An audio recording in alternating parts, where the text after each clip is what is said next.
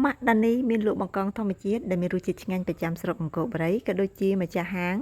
ទូកទេសចរភ្នំដាអង្គរបូរីសូមស្វាគមន៍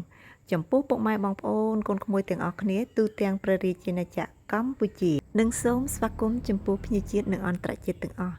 ដែលអញ្ជើញមកកាន់ទឹកដីអង្គរបូរីខេត្តតាកែវយើងខ្ញុំទាំងអស់គ្នានេះគឺជាឆ្ងោរជ្រក់ត្រីឆ្ពិនបឹង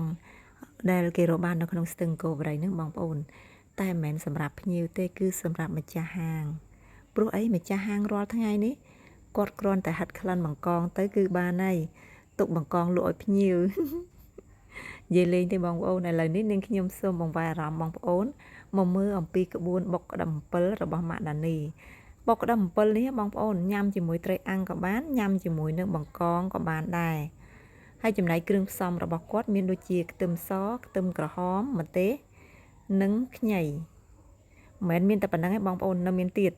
តែយើងមុនដំបូងយើងបុកអំពិលនឹងឲ្យពូតយកទឹកចេញហើយ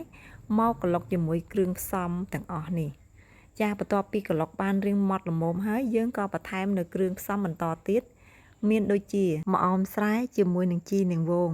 យកមកក្រឡុកបញ្ចូលគ្នាតែកុំក្រឡុកយូរពេកបងប្អូនដាក់តែមួយត្រិលបានហើយឥឡូវនេះបុកក្តាំអំពិលខ្ចីរបស់យើងខ្ញុំគឺបានរួចរាល់ហើយរូបរាងគឺចេញមកបែបនេះបងប្អូនគួរឲ្យចង់ញ៉ាំអត់ទំនងខ្លាំងណាស់បងប្អូនអើយរសជាតិវិញក៏ឆ្ងាញ់ដែរបន្ទាប់ពីបុកក្តាំអំពិលខ្ចីរបស់យើងខ្ញុំរួចរាល់ហើយឃើញថាភ្ញៀវគាត់អញ្ជើញមកដល់ល្មមបងប្អូនហើយភ្ញៀវហ្នឹងណា2-3ថ្ងៃមុនគាត់អញ្ជើញមកម្ដងរួចហើយគាត់កំងឆ្ងោរជ្រក់បង្កងជាមួយនឹងបង្កងអប់មីស៊ូ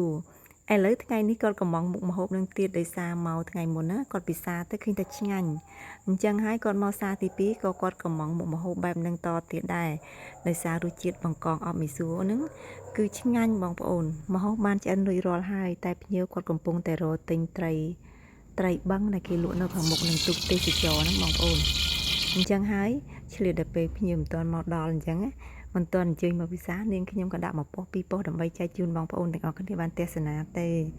ឥឡូវនេះចូលដល់មុខទៀតហើយគឺមាន់រំលីងគល់ស្លឹកគ្រៃ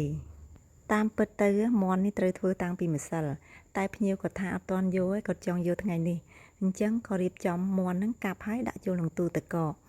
បន្ទាប់មកដល់ថ្ងៃនេះយកមាន់ហ្នឹងចេញយកមកត្រាំទឹកកកហើយចុងភៅយើងគាត់ចាប់ផ្ដើមស្រស់ឆ្ងោរមាន់នឹងបន្តិចព្រោះអីមាន់នឹងស្វិតស្ងោរជាមួយនឹងគ្រឿងមានដូចជារំដេងគល់ស្លឹកគ្រៃអីទៅចាហើយក៏ស្រង់យកមករលីងគល់ស្លឹកគ្រៃហើយនេះមកកប៉ក់ហ្នឹងបងប្អូនកុំច្រឡំថាជាហួយអីទៅមិនមែនទេគឺខ្ទិះដូងដាក់កែវបងប្អូនចាអញ្ចឹងដល់ពេលដាក់កកទៅយកមកដាក់ក្នុងឆ្នាំងដូចជាហួយអញ្ចឹងបងប្អូនណាតាមពិតណាពីអ្នកម្ដាយកូនគាត់យកបង្កងមកលក់ហ្នឹងគាត់ជាជនជាតិអ៊ីស្លាមហើយគាត់ក៏ជា fan របស់នាងខ្ញុំដែរពេលដែលគាត់បានឃើញខ្ញុំគាត់ថាចេះអូបានឃើញហើយឃើញរូបពិតសម្លេងពិតដែរធ្លាប់តែមើលវីដេអូចែឃើញចែនៅក្នុងទូរស័ព្ទឥឡូវបានជួបផ្ទាល់ហើយនាងខ្ញុំឮសូរអញ្ចឹងគឺរំភើបអមែនទែនបងប្អូនមានកម្លាំងព្រឹសតែម្ដងក្នុងការផលិតវីដេអូបងប្អូនចានាងខ្ញុំក៏សូមថ្លែងអំណរអគុណចំពោះពុកម៉ែបងប្អូនទាំងអស់គ្នា